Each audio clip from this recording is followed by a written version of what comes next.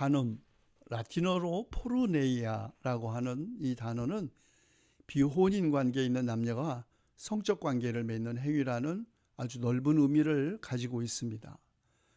그런데 간통은 배우자가 있는 사람이 배우자 이의 사람과 간음하는 행위를 의미한다는 점에서 구약 성경의 십계명 가운데 하나인 간음 금지 명령은 간통하지 말라는 의미에 더 가깝다고 하겠습니다.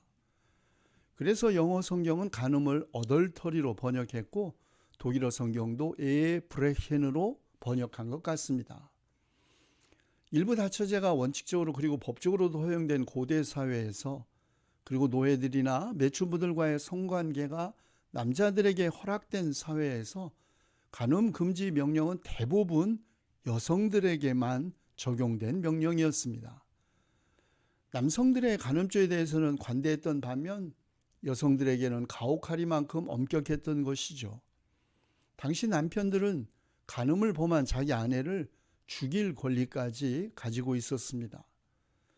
이렇게 여자들에게만 간음죄가 혹독하게 적용된 것은 남편의 혈통의 진정성이 중시되었고 아내가 남편의 재산이었던 고대 사회에서 여성의 간음은 남편의 재산권을 침해하는 범죄였기 때문이었고 또 핏줄이 의심되는 후손에 의해서 가족의 안전이 침해될 수 있었기 때문이었습니다.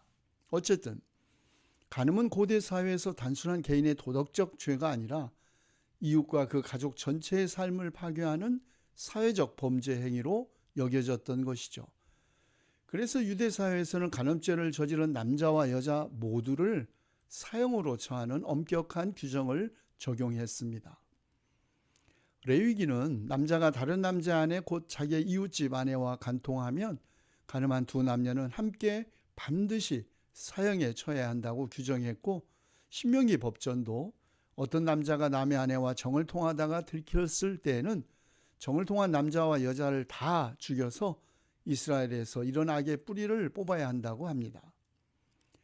그러나 약혼한 여자를 들에서 강제로 욕보인 경우에는 남자만 처형하고 여자에게는 아무 벌도 주지 않음으로써 여자를 보호했고 또 약혼하지 않은 처녀에게 욕을 보였을 경우 남자는 처녀의 아버지에게 은 50세겔을 지불해야 하고 그 여자는 그 남자의 아내가 되고 그는 평생 동안 그 여자와 이혼할 수 없었습니다.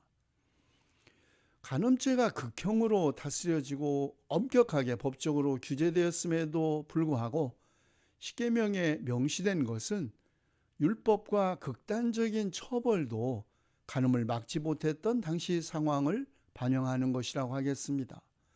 그러나 어찌 고대 유대 사회만 그랬겠습니까? 시대마다 나라마다 간음에 대한 이해와 법적 규제가 달랐지만 간음 문제는 오늘까지도 문제되고 있습니다. 16세기 유럽의 교회개혁자인 칼뱅은 간음을 모든 부정한 성행위라는 의미로 확대 해석했습니다. 간음하지 못한다라는 계명은 혼인의 서약을 깨는 행위와 다른 사람의 아내를 유혹하는 것을 금하는 명령을 넘어서 모든 음란한 행위들과 이를 꾀하려는 모든 사악한 생각들까지도 금지하는 것이라고 주장한 것이죠. 이런 논리로 칼뱅은 심지어는 음란한 의상이나 난잡한 언어, 춤, 음주까지도 하나님의 징벌의 대상이 된다고 주장했습니다. 그리고 칼뱅의 이렇게 지나치게 엄격한 해석은 후에 청교도들에 의해서 새로운 율법주의로 탈바꿈되어 인간성을 억압하는 단초가 되었고 19세기 미국의 근본주의자들의 영향을 받은 한국교회 보수신앙에도 깊은 흔적을 남겼습니다.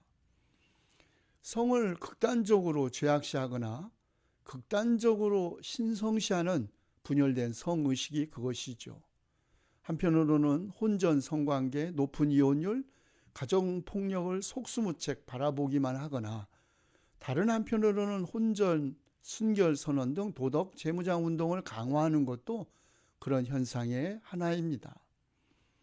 그렇다면 성을 하나님께서 주신 축복이자 선물로 기뻐하면서도 성이 억압과 범죄의 도구가 되는 것을 막을 수 있는 길은 어디에 있을까요?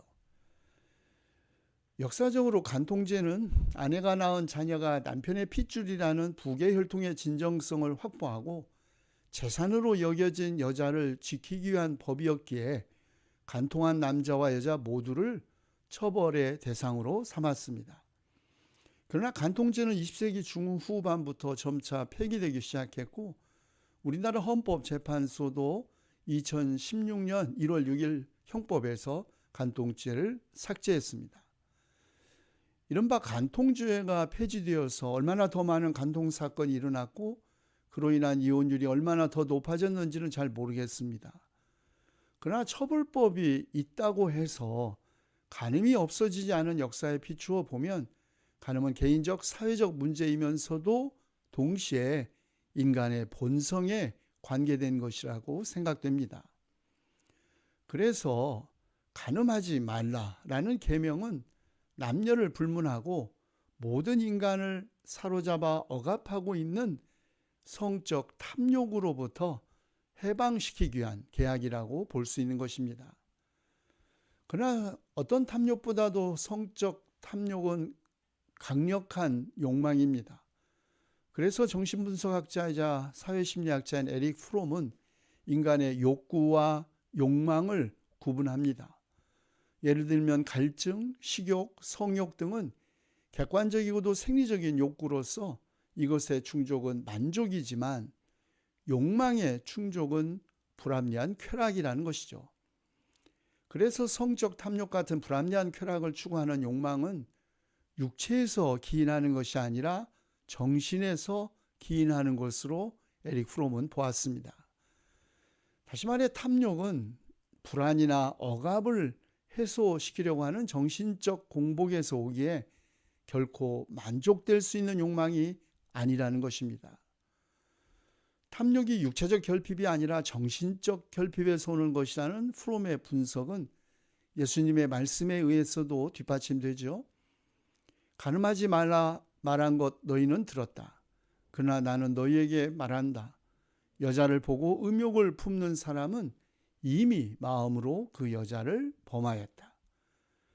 그렇다면 만족될 수 없는 이런 성적 탐욕은 과연 어떻게 극복될 수 있단 말일까요?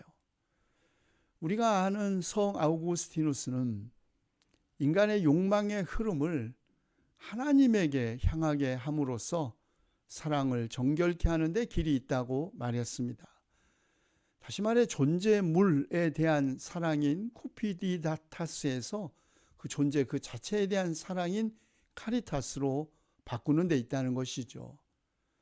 하나님에 대한 고결한 사랑이자 인간의 존재 그 자체에 대한 정결한 사랑만이 꺼지지 않는 불길 같은 성적 탐욕으로부터 해방되는 길이고 악으로부터 자유로워지는 유일한 길이라는 것입니다. 그러나 과연 얼마나 많은 사람들이 아우구스티누스가 제시한 길에서 성공할 수 있을지 아니면 넘어질지 우리는 모릅니다. 탐욕의 극복 쉽지 않지만 그러나 불가능한 일도 아닌 것도 분명합니다.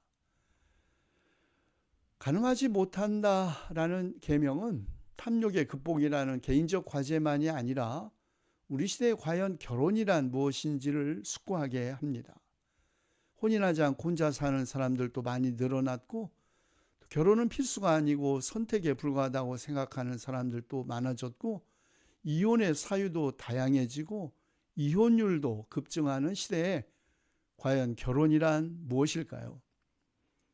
말틴 루터는 하나님이 간음 금지 명령을 십계명에 포함시킴으로써 결혼 생활을 얼마나 소중히 여기시는지를 주목했습니다. 루터는 하나님이 모든 제도 가운데 결혼을 으뜸으로 세우시고 남자와 여자를 달리 지으시되 성적 방종을 위해서가 아니라 서로 진실하게 대하고 생육하고 자손을 낳으며 그들을 양육해 하나님의 영광을 드러내게 하셨음은 의미심장한 일이라고 말했습니다. 결혼을 모든 제도 가운데 으뜸으로 생각한 16세기 유럽의 말틴 루터의 상황과 오늘 우리가 살고 있는 우리 시대의 결혼에 대한 이해가 다른 것은 명백합니다. 결혼이 무엇인지 또 결혼을 해야 하는 이유에 대한 생각도 크게 다르죠. 그러나 간음 금지 명령이 결혼과 가정을 지키기 위한 것이라는 점, 특별히 사회적 약자인 여성을 지키기 위한 것이라는 점은 예나 지금이나 같습니다. 한때 이혼 사유 가운데 하나는 배우자의 외도였습니다. 지금은 성격 차이가 가장 높은 비율을 보이고 경제 문제, 가족 간의 불화가 그 뒤를 잇고 있습니다. 우리는 일반적으로 사랑하기 때문에 결혼한다고 합니다. 그러나 그리스도인의 혼인 서약은 사랑합니까? 이렇게 묻지 않고 사랑하겠습니까? 라고 묻습니다. 결혼은 사랑의 결과가 아니라 사랑의 시작이라는 것이죠. 사랑은 결혼의 동기가 아니라 결혼과 함께 앞으로 맺게 될 열매라는 것입니다. 다시 말해 결혼은 사랑하겠다는 약속이고 감정이 아니라 헌신이라는 것입니다.